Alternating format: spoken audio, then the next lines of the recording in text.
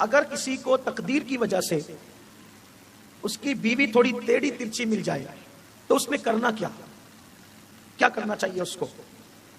एक बात तो पहले आप समझ लें कि मुहद्दिस साहब हो, कि मुफ्ती साहब हो, कि वली साहब हो, कि हाफिज साहब हो, कि इमाम साहब हो, कि लीडर साहब हो, एमएलए साहब हो, एमपी साहब हो, डॉक्टर साहब हो, वकील साहब हो या जज साहब हो, किसी की भी बीवी कभी सीधी नहीं होती। ये बात हमेशा याद रखें। ये बात औरतें सुन रही है तो वो बुरा नहीं माने, आगे पहले मेरी गुफ्तगू आखिरी तक सुने। कभी कभी लोग दो चार जुमले सुन के वावेला करते हैं, ये कह दिया, ये कह दिया। अरे आखिरी तक पहले सुन ले, कहना क्या चाहते हैं। कभी किसी की बीवी सीधी नहीं होती। क्यों? क्योंकि अल्लाह ने फरमाया कि हमने औरतों को टेढ़ी पिछली से पैदा किया। अब जाहिर सी बात है कि जब अल्लाह खुद बनाने वाला कह रहा है कि हमने उन्हें टेढ़ी पिछली से पैदा किया, तो सीधी बीवी ढूंढने क्यों निकलते हो? मिलेगी नहीं। औरत तो सीधी है ही नहीं, किसी दौर की औरत सीधी नहीं है। क्योंकि जो अल्लाह ने कह दिया हम अल्लाह की मानेंगे, मुल्ला की तो नहीं मानेंगे ना। एक बीवी औरत सीधी नहीं हो सकती क्योंकि उसको बनाया अल्लाह ने पिछली से, और पिछली कोई सीधी नहीं होती। आप देख लें, टेढ़ी होती है, लेकिन पिछली टेढ़ी होती है मगर आपकी होती है। बात खास ये है, पिछली टेढ़ी होती है मगर होती है आपकी, और जो चीज अपनी होती है वो फिर कैसी भी हो वो निकाल के फेंकी नहीं जाती, बल्कि उसको रख करके निभाया जाता है।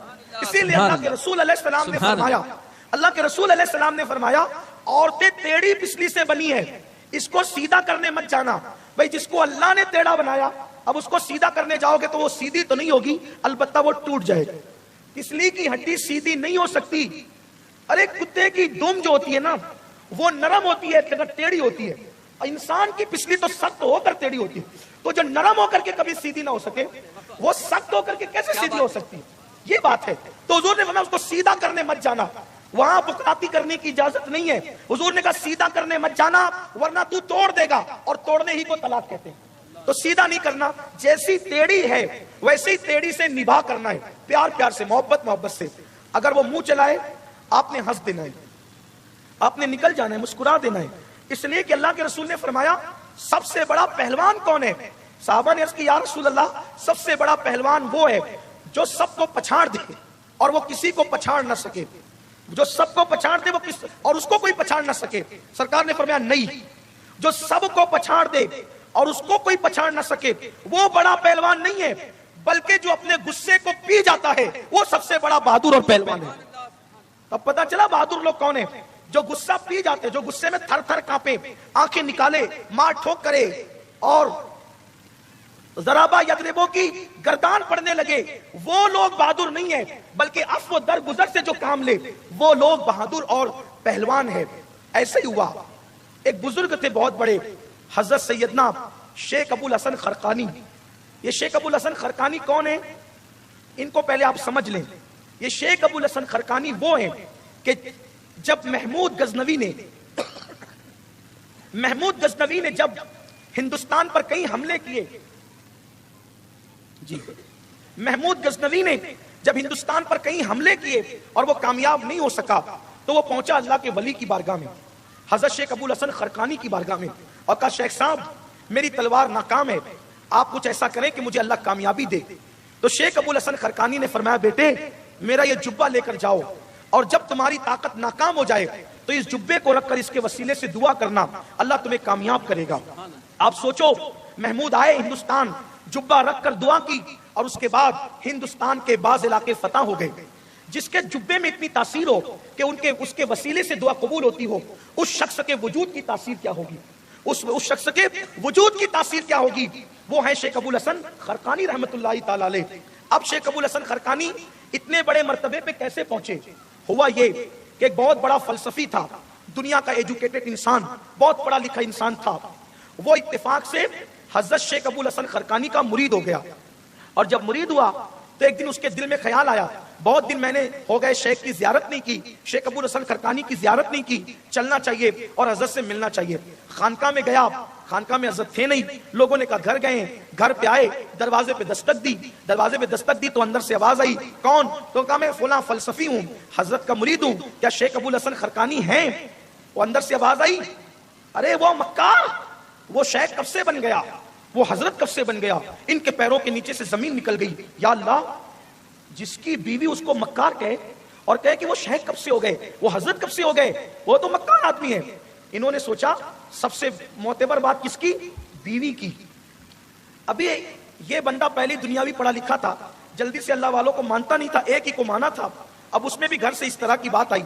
दूर एक दूसरा मुरीद खड़े रहकर ये मंजर देख रहा था, उस फलसफी को बुलाया, इधर आओ इधर आओ।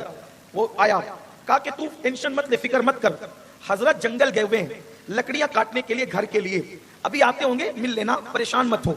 लेकिन अल्लाह वाले भी अल्लाह वाले होते हैं, पीर रोशन जमीर होता है, पीर रोशन जमीर होता है। रोजाना शेख अबुल हसन खरकानी अपने घर की लकड़ियों को, चूल्हे की लकड़ियों को सर पे रख के लाते थे। लेकिन उस दिन वो फलसफी साहब को, जो हजरत की बीवी ने खतरनाक डोज दे दिया था, तो अब की मर्तबा हजरत आ रहे तो इस शान से आ रहे हैं कि शेर पर बैठे हुए हैं, आगे लकड़ी का गट्ठा रखा हुआ है और सांप को हाथ में चाबुक बना रखा है, शान से चले आ रहे हैं। जब उसको उनको इस तरह आते देखा तो वो फलसफी सोचने लगा, नहीं नहीं, मेरे हजरत तो बहुत सही है, अगर गलत होते तो शेर पर बैठते क्यों और सांप को चाबुक क्यों बनाते, उनकी बीवी गलत है। आया, पैर चूमे, हाथ चूमे, सरकार एक बात कहना चाहता हूं। कहा बोलो। हजरत आपके घर गया था, आपकी बीवी तो आपको मक्कार कहती है और कहती है वो हजरत कब से हो गए, वो शेख कब से हो गए, वो बुजुर्ग कैसे हो गए, वो तो मक्कार है मक्कार। हजरत अगर आपने ये मंजर न दिखाया होता तो मैं कभी किसी वली का मुतकिद न रह जाता।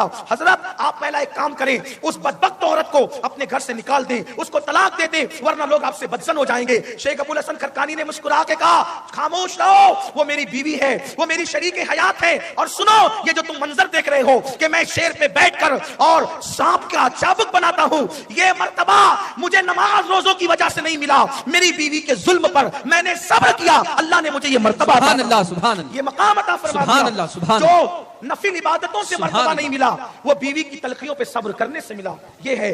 और जो दूसरी और आखिरी बात इख्तिताम को पहुंचती है वो ये है कि याद रखना कि जब जब भी बीवी आपका दिल दुखाएगी तो आपके मर्तबे बढ़ेंगे, और अगर अल्लाह न करे आपसे बीवी का दिल दुख जाए तो उसके भी मर्तबे बढ़ेंगे। एक बुजुर्ग थे, एक वली थे, उनको लोग हजरते रसूल नुमा कहते थे। क्या कहते थे? हजरते रसूल नुमा। ये हजरत रसूल नुमा की करामत ये थी कि वो जिसकी भी सिफारिश कर देते बारगाह रिसालत में, उस बंदे को रसूलुल्लाह का दीदार हो जाता, हुजूर की जियारत हो जाती। अब वो सबको जियारत कराते थे, जो आता था सरकार रसूल नुमा हमें जियारत कराएं, वो सिफारिश करते सरकार में, ख्वाब में जियारत हो जाती, दुआ करते जियारत हो जाती, नजर डालते जियारत हो जाती। एक दिन उनकी बीवी ने कहा हजरत रसूल नुमा से, हजरत सबको जियारत कराते हैं, मुझे भी तो एक दिन जियारत कराएं, हुजूर की जियारत मैं भी करना चाहती हूँ। उन्होंने कहा ठीक है, बहुत अच्छा, मैं तुम्हें जियारत कराता हूँ, लेकिन उसके लिए ऐसे सस्ती जियारत नहीं होगी, तुम्हें उसके लिए कुछ करना पड़ेगा। क्या करना पड़ेगा? कहा कि जब तुम्हारी मेरी शादी हुई थी तो शादी के दिन निकाह का जोड़ा जो तुमने पहना था वही जोड़ा तुमको पहनना पड़ेगा, और उस दिन जैसी चूड़ियां, जैसा सिंगार किया था वैसे ही सिंगार करना पड़ेगा, तब तुम्हें हुजूर का दीदार होगा। उसने सोचा चले भाई, बाल सफेद हो गए, बुढ़ापे से चेहरे पे झुर्रियां पड़ गई, लेकिन दीदार हुजूर का जो करना है, आमतौर पे उस दौर में भी और अभी भी शादी के जोड़े लोग संभाल कर रखते थे। आपके यहाँ भी होंगे, जो निकाह के टाइम आपने पहना होगा तो आपके घर पे भी वो शादी का जोड़ा संभाल के रखा गया होगा। ये बड़ी यादगार दिन होता है ना शादी का दिन, तो लोग संभाल के रखते हैं। आपके यहाँ भी होगा, अहले मिंबर ने भी संभाल के रखा होगा कि बड़ी बड़ी मोहब्बतों का दिन होता है ना आज का दिन, तो उसने संभाल के रखा था बुढ़ापे में शादी का जोड़ा, हुजूर के दीदार की लालच में पहना, चूड़ियां पहनी, दुल्हन की तरह श्रृंगार किया। इन्होंने देखा हजरत रसूल नुमा ने पूरी सज धज के दुल्हन की तरह बैठ गई। वो अपने बड़े साले के पास गए, कहा देखा तुम्हारी बहन को क्या सूझा है? कहा क्या हुआ? एक बार आके देखो तो सही क्या हुआ है। उनके बड़े साले आए, देखा कि ये घूंघट डालकर, चेहरों पे झुर्रियां, बुढ़ापे का इज़्मिलाल और बन संवर कर बैठी है। अब बड़े भाई थे, तैश में आ गए, तेवर उरूज पर आ गए, खूब डांटा, बदबख्त, बुढ़ापे में सुधरती नहीं, और तूने ये क्या रंग निकाल रखा है कि तू बुढ़ापे में दुल्हन बनकर बैठी। खूब डांटा, खूब डांटा, खूब डांटा। अब जब डांट पड़ी तो दिल टूटा, दिल टूटा तो आंखों से आंसू निकले, और रोते रोते आंख लगी तो हुजूर का दीदार हो गया, सरकार का दीदार हो गया। दीदार से उठी तो खुशी खुशी कहती है, अरे दीदार कराना था तो सीधे सीधे करा देते, इतने जतन क्यों करवाए? फरमाया जिनके दिल टूटते हैं उन्हीं को नबी का दीदार नसीब होता है। तेरे पास हर नेमत मौजूद थी, तेरे पास हर नेमत मौजूद थी, इसलिए तेरा दिल कभी टूटा नहीं, इसलिए कभी तुझे हुजूर का दीदार नसीब नहीं हुआ। तो मेरे अजीजों, कभी बीवी दिल दुखाए और दिल टूट जाए तो इस तरह के इनामात भी हुआ करते हैं। और मेरी बहनों से भी कहता हूं कि शौहर दिल दुखाए और दिल टूट जाए तो इस तरह के भी इनामात हुआ करते हैं। इसलिए तलाक और घर जाकर बैठ जाना, एक दूसरे पे केस कबाड़ी करना, तलाक लेना, एक दूसरे का साथ छोड़ देना, बच्चों की जिंदगियों को तबाह कर देता है, खानदानों को बर्बाद कर देता है। आओ मोहब्बतों को आम करें, प्यार को आम करें, अपने दिलों से नफरतें निकाल दे। एक बहुत बड़े मुफक्किर से किसी ने पूछा था कि मुझे अच्छे दोस्त नहीं मिलते। उन्होंने फरमाया, तू बेवकूफ है यार, जो दोस्त होते हैं वो अच्छे ही होते हैं, जो दोस्त होते हैं वो अच्छे ही होते हैं, तू अच्छा नहीं है इसलिए तुझे अच्छे दोस्त नहीं मिलते। बस ऐसा ही है, आप अच्छे बन जाएं, आपको अच्छी शरीक हयात मिलेगी। और याद रखना, अपने हुकूक का मुतालबा करने की बजाय हक अदा करते रहो, इंशाअल्लाह जिंदगी खुशगवार होती रहेगी। झगड़ा उस वक्त होता है जब इंसान हक मांगता है। मैं कहना चाहता हूं, हक मांगने की बजाय आप हक देते रहो, इंशाअल्लाह तबारक व तआला झगड़ों का खात्मा होगा, नफरतों का खात्मा होगा। एक ना एक दिन नफरत करने वाले मोहब्बत करने पर मजबूर हो जाएंगे। आइए अपनी बीवियों से मोहब्बत का आगाज करें, अपने बच्चों से मोहब्बत का आगाज करें, अपने घर वालों से मोहब्बत का आगाज करें। घर को प्यार दें, मोहल्ले को प्यार दें, इलाके को प्यार दें, शहर को प्यार दें, मुल्क को प्यार दें, दुनिया को प्यार दें। प्यार दोगे तो प्यार मिलेगा, इसलिए कि कहा जाता है जो दोगे वही मिलेगा, जो बोओगे वही पाओगे। इसलिए कि इंसान ले और दे का मामला, गिव एंड टेक का मामला दुनिया में बड़ा मशहूर है। जो दोगे वही मिलेगा। अल्लाह से अर्ज है कि अल्लाह हमें मोहब्बत बांटने वाला बनाए। बाबा फरीदुद्दीन गंज शकर की बात मुझे बार बार याद आती है। फरमाते हैं कि कांटों के मुकाबले में कभी कांटे मत बोना, वरना पूरी जमीन कांटों से भर जाएगी। कांटों को बो करके, कांटों को फैला करके सुकून नहीं मिलता, सुकून तो कांटों को उठा करके मिला करता है। और बाबा फरीद का यह जुमला भी बड़ा याद आता है। आपका एक मुरीद था, मुरीद। कुछ लोग पंचायती जो लोग होते हैं, कुछ अच्छे होते हैं, कुछ बदमाश होते हैं, कुछ लोग जोड़ने का काम करते हैं, कुछ तोड़ने का काम करते हैं। बुरा लगे तो मुझे माफ कर देना, लेकिन कुछ लोग पंचायतों में जाते इसलिए ताकि बिगाड़ें। लेकिन याद रखें, तोड़ने वाले टूटेंगे, जोड़ने वाले जुड़ेंगे। इसलिए अल्लाह को तोड़ना नहीं बल्कि जोड़ना पसंद है। तो बाबा फरीदुद्दीन का एक मुरीद था जो लोहे के औजार बनाने का काम जानता था। बाबा फरीद के मुरीद ने सोचा कि मैं अपने पीर को लोहे का कौन सा औजार ले जाकर दूं कि मेरे पीर खुश हो जाएं। उसने खूबसूरत कैंची बनाई और कैंची बनाकर बाबा फरीद के पास लाके कहा, सरकार मैं लोहे के औजार बनाना जानता हूं, इसलिए मैं जो है आपके लिए कैंची बनाकर लाया हूं। बाबा फरीद ने कैंची हाथ में नहीं लिया, फरमाया बेटा अगर लोहे के औजार बनाना तू जानता है तो लोहे से सिर्फ कैंची और छुरी थोड़ी बनती है, लोहे से तो सुई भी बनती है, सुई। फरमाया हम अल्लाह वाले लोग हैं, हमें कैंची से क्या काम, हमें तो सुई धागे से काम है। इसलिए कि कैंची एक को दो कर देती है और सुई धागा दो को एक कर देता है। इसलिए हम एक को दो करने वाले को पसंद नहीं करते बल्कि दो को एक करने वाले को पसंद करते हैं। अब आइए बरसों से जो दो थे उन लोगों को एक करने की रस्म अदा करते हैं कि दो एक हो जाएं। यानी कि पहले अब्दुल्ला और समीना अलग अलग थे, अब अब्दुल्ला और समीना को एक करने के लिए हुजूर की सुन्नत अदा करते हैं। हमारे नबी की सुन्नत भी कैसी सुन्नत है कि लोग जो है वो टुकड़े करते हैं। मेरे नबी की सुन्नत जो है एक कबूल है में दो अजनबियों को आपस में जोड़ दिया करती है। बल्कि दो दूल्हा दुल्हन नहीं जुड़ते बल्कि दो खानदान जुड़ जाते हैं, दो शहर जुड़ जाते हैं। अगर पड़ोसी मुल्क है तो दो मुल्क भी जुड़ जाया करते हैं।